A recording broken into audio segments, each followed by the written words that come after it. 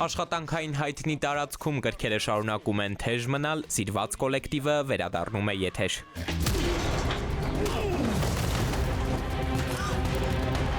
Նույն խառնաշփոթը նոր պատմություններով տնօրենի դերակատար Տարոն Իսպիրյանն ասում է ոչ ստանդարտ տնօրենի է մարմնավորում։ Այստեղ խաղաղ օրերն ուրեմն ի սկզբանե բացառված են։ Հիմա շատ են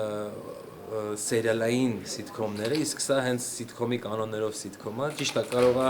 հեռուստադիտողի համար ոչ ստանդարտ սիթքոմ է, բայց վստահ եմ, որ ծիծաղելու են շատ ու շատ սիրելու են էլի երկրորդ եթերաշրջանը։ Յոպե, առաջին կոնդիկներն են։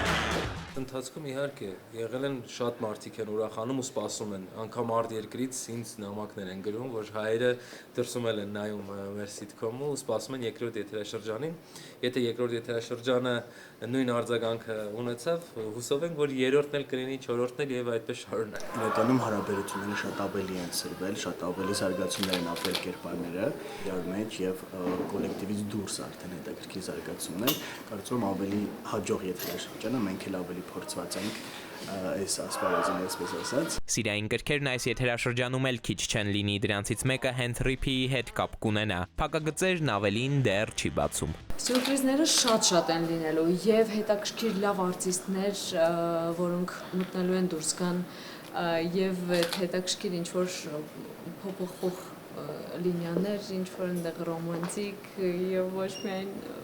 հումորային։